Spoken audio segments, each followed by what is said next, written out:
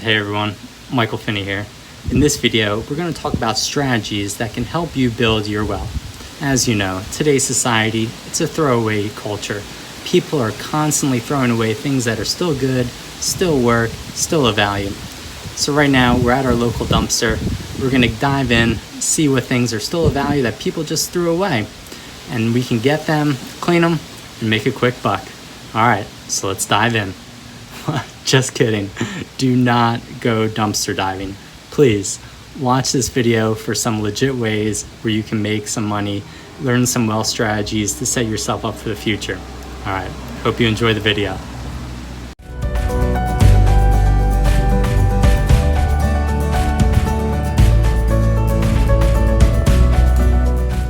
Hi everyone. With this video, I wanted to share 3 pieces of advice for teenagers to help build wealth. The advice is what I've learned over the years, and I wish that I would have known when I was your age. Again, the goal of this channel is to share my lessons learned from all the past mistakes I've made so you can learn from them and not have to make the same mistakes that I made. So advice number 1, get a mentor. This can be any role model in your life that you wish to emulate and become like when you grow older. I remember watching Michael Jordan play basketball and reading the books on Jordan's approach to training and competition. So even though I personally didn't know Michael Jordan, you can still learn from these role models. You can treat them like mentors through different books that provide great insights and behind the scenes information that you may not know about the person. Sometimes we only see the game-winning shot at the end of the game to win the championship, but you don't see the thousands of hours in the gym working on the fundamentals, putting in the work to perform at that highest level. Another way to get benefits of a mentor from an easier source is from your parents. Most teenagers growing up, they want to rebel, be on their own, be their own person. They want to break free from their parents' control and live their own life. When I look back, I realize that parents, they just want what's best for their kids. When you may think that they are saying no just to be mean, it's probably because they really know what's best for you. They won't allow you to be put into a compromised situation. I'm reminded of a great quote, and this was a talk given by Brian Westbrook. Now I got to see Brian play football at Villanova University and see him actually break Walter Payton's record for most all-purpose yards in a career. He was a great talent. He went on to be drafted by the Philadelphia Eagles, and he helped lead them to play in Super Bowl 39. Now the quote I love is when Brian said, "The older I get, the smarter my parents become." So think about it. The older I get, the smarter my parents become. Are your parents really getting smarter each day?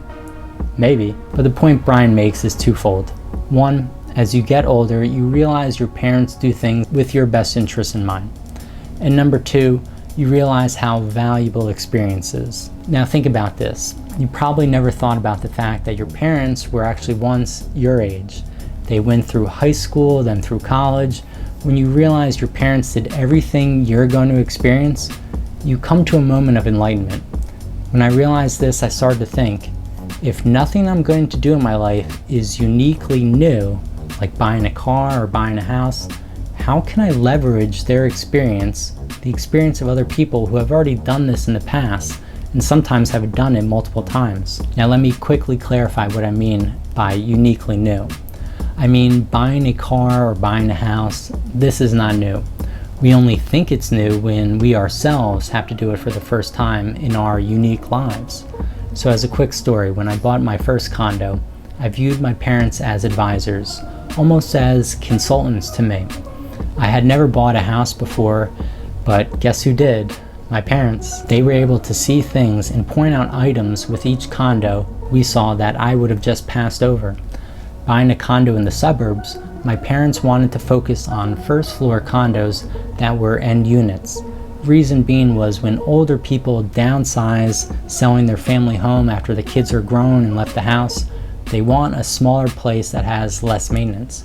They usually don't want to walk upstairs, hence a first floor condo with no stairs is more desirable in the suburbs. Also, end units are condos that have windows on more sides than middle units. So the natural light that's able to come in makes end units more desirable. My dad found a great first floor end unit condo, and I was able to rent it out very quickly for $2,000 a month. which covers my mortgage, taxes, condo fee, and provides me with a little profit each month. So basically with this rental property, I'm able to take checks to the bank, making a profit, and exert very little maintenance on the condo. So as you can see, there is tremendous value in passive income streams like rental properties. With my third rental property, we were actually looking in Philadelphia, so the city had a different clientele. They wanted different things. End units were still desirable, but people wanted to be high up so they could have a nice view of the city skyline. Again, I used my parents as advisors, and pretty funny, I actually didn't even look at the condo that I bought in person before making an offer. My parents went to my real estate agent, they saw the 3 properties, came back, described each one, and we landed on one that had the best city view located in Old City, Philadelphia, which is a very desirable area located next to Betsy Ross's house in Alfred's Alley. So same situation. I was able to rent out the property and now make a little profit each month on top of covering my mortgage, taxes, and condo fees. So the moral of the story is, treat your parents like advisors. They've done everything you're going to do in life, so ask them questions, ask them for help, and you will see they have a wealth of knowledge that they're willing to share. Ask them for their lessons learned so you can avoid the same mistakes that we've made. You'll find that you will avoid a lot of the common mistakes people make when they're doing something that's totally new to them, but not new to society as a whole, like buying the first property. Advice number 2, find your purpose. What I mean here is find what you're passionate about. You are in the prime of your life. Use these formative years to your advantage. This is the perfect time to discover your own unique talents and develop your character. As you develop these talents, you should start to think about your legacy. This is, what do you want to be known for at school? Looking 5-10 years after graduation, what do you want people to think of when your name comes up in conversations after all these years? I remember hearing a story about NFL Hall of Famer Ray Lewis when he was a linebacker at the University of Miami. At the time, the U was a juggernaut in football. They were constantly churning out first-round NFL picks like Michael Irvin, Warren Sapp, and then a particularly deep string of running backs like Edgerrin James, Clinton Portis, Willis McGahee, Frank Gore. With a school that was producing so many NFL stars, what was Ray Lewis's goal while he was at the University of Miami? He said with all seriousness, "I want to be the greatest football player to ever come out of the University of Miami." So wow, talk about setting your sights high and going after your dreams and stretch goals. But here's an example in Ray Lewis of an athlete with a crystal clear vision of the legacy he wanted to be known for after he left school. So ask yourself again, what is my legacy? What am I going to be known for after I leave school? You should want people to say, "Oh yeah, I remember Johnny," or "I remember Kelly. He or she was the best student, the best athlete, the best musician, actor, artist," whatever your dream may be. And this is based on your God-given talents. You each have your own strengths and talents, so use these years to put yourself in the best position to stay focused on your goals and for God to help you develop these talents. Figure out what your passion is and what you want to be known for. In my video on morning habits, I talk about journaling, and one way you can find your passion is to take your journal out each night and just write down 3 things that made you happy during the day. So over the weeks, months, you will start to see a trend emerge for what you like, what makes you happy, and what you have a talent for. In Ken Robinson's book, Finding Your Element, he talks about the element as a state of flow.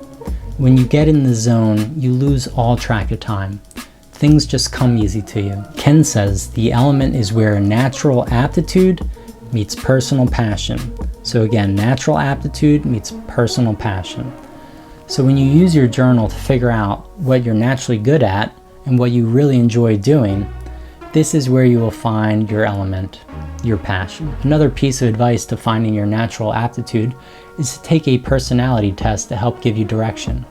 For example, there are many free websites where you can take the Myers-Briggs personality test. For those of you who are not familiar with Myers-Briggs, it's an assessment that usually takes about 10 to 15 minutes, and you answer different questions. And at the end of those questions, the assessment calculates your personality type, and this could be one of 16 different options.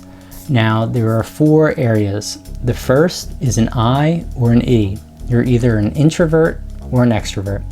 And I should explain that each area will have varying degrees where you may score really extreme, and other areas where you're more closer to the middle, having elements of both options. The second part is an S or an N, so that stands for sensing and intuitive. The third area is F or T, which stands for feeling or thinking. And then the last area is either a J or a P, judging or perceiving. As context, I was an INTJ the first time I took the assessment. And some people were a little surprised. For one, I like to be around people, so how can I be an introvert? But here's what you should understand. The first area is related to how you like to solve problems.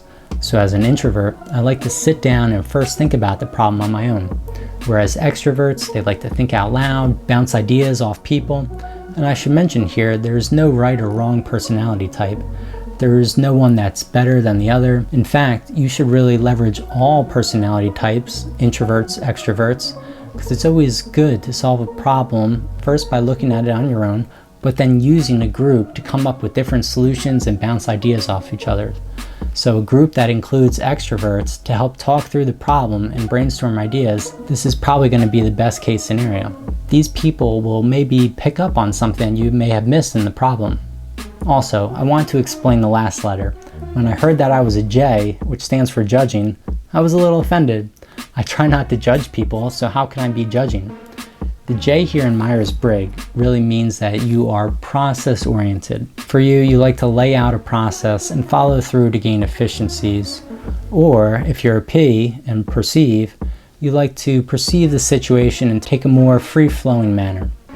So to recap, advice 2, find your purpose. Use journaling and even personality tests to figure out where your natural aptitude meets your personal passion. And the last piece of advice is to save your money. Time is on your side. Save as much as you can and let compounding interest work for you. Start to learn about finances, investing in stocks, buying real estate. This financial education is not taught as part of your normal school curriculum, although it probably should be. If you start investing with a small amount of money when you're young, you will learn from your mistakes, so when you get older and have more money, you can avoid these costly mistakes that will hurt a lot more, given that you'll have more amount of money to invest with. I have a few videos on how to save and invest your money, so if you're interested, check them out. I'll put the links in the bottom. So as a recap, advice number 1, find a mentor. It can be anybody you admire, and don't forget about your parents. Besides you, they are going to be the people that are most invested in your success. Remember, the older you get, the smarter your parents become. Advice number 2, find your passion. Use these formative years to your advantage. Write down what makes you happy and what you have a talent for. This is where you will find your passion. And advice number 3, start saving and investing early. I wish I would have started earlier, so use your age to your advantage so that you can accumulate wealth faster than I did. If you liked the video, do me a favor, click the subscribe button and give me a thumbs up to show me that you liked the video. And remember, start today.